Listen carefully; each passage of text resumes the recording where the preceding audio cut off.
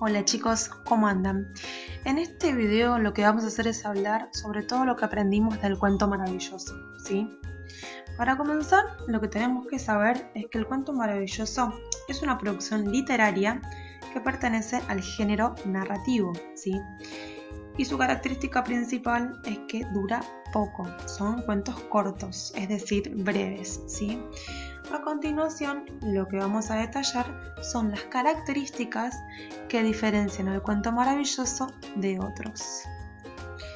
Para empezar, tenemos que saber que este tipo de cuentos presentan hechos imposibles, que no pueden ocurrir en la realidad. Por ejemplo, transformaciones, animales que hablan, objetos mágicos y personajes con poderes sobrenaturales, como las brujas, las hadas madrinas, los duendes, etc. ¿sí? Estas historias pertenecen a la tradición de los pueblos y forman parte de la cultura de hace muchos años. Son relatos anónimos que se transmitieron de generación en generación, de padres a hijos. Cada persona contaba la historia a su manera en ese momento, agregando, sacando detalles, acciones, personajes. Por eso existen diferentes versiones de un mismo cuento. Y con el tiempo, algunos escritores recogieron esos relatos e hicieron su propia versión y los publicaron en libros. De esa manera es como nosotros los conocemos ahora. Para dejar en claro, vamos a hablar sobre sus características principales. Todo cuento maravilloso tiene personajes humanos, que son los valientes príncipes, las bellas princesas, jóvenes talentosos, madrastras envidiosas y reyes comprensivos.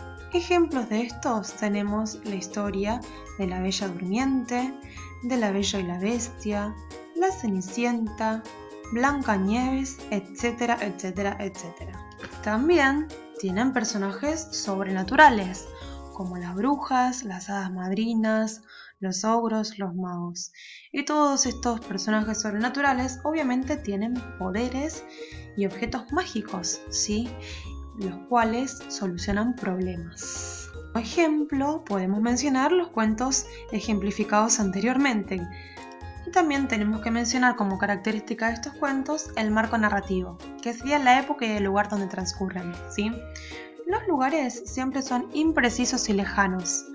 Reinos, comarcas, bosques, aldeas o pueblos, ¿sí? El tiempo siempre es remoto e indeterminado. Hace mucho tiempo, érase una vez, había una vez, etc. Por último, tenemos que mencionar los núcleos narrativos, ¿sí? Un cuento es un texto narrativo. Narrar es contar o relatar hechos reales o imaginarios, en los que intervienen uno o varios personajes. A lo largo de la historia, los personajes realizan acciones. Estas acciones se van relacionando una con otra, y así la narración avanza hasta el final. Cada una de ellas se llama núcleo narrativo. Ahora vamos a hablar de las características principales de los núcleos narrativos. Primero, narran los hechos principales de la historia. Segundo, marcan y permiten los avances, giros o retrocesos de la trama. Tercero, están presentes a lo largo de toda la estructura narrativa. Cuarto, presentan una secuencia de tiempo lógica. Cada uno sucede a continuación del anterior. Quinto, se relacionan entre sí. Sexto, para mantener esta relación necesitan de elementos conectores como por ejemplo, entonces, mientras tanto, ya que, por lo tanto, de modo que, después, todavía, etc.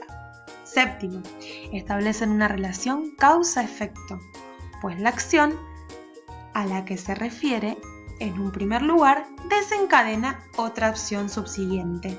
Para entender un poquito lo explicado, vamos a dar un ejemplo, ¿sí? En el cuento que leímos al principio de año, La campana que rompió el silencio, ¿se acuerdan que el mago hechizó aquel valle y los condenó a permanecer eternamente en silencio? Bueno, eso es un núcleo narrativo, ya que por esta acción empezaron a escucharse a través de las miradas y los gestos. De este modo, un núcleo se encadena con otro, para que la historia pueda avanzar. Por último, vamos a hablar de la estructura del cuento maravilloso, ¿sí? Primero tenemos una ruptura de una situación de equilibrio, situación de crisis. Después aparece el personaje protagonista, el héroe, que asume la misión de recomponer la situación inicial. Luego, dificultades que tienen que superar el héroe en su misión. Seguido a esto, a pesar de todo, el héroe consigue cumplir su misión. Y por último, se restablece la situación inicial que muchas veces resulta mejorada y el héroe es recompensado, ¿sí?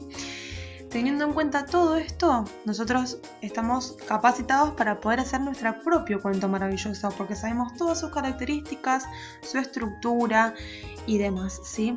Así que, teniendo todo esto como referencia, ya puedes armar tu propio cuento maravilloso. Suerte, nos vemos en el próximo video.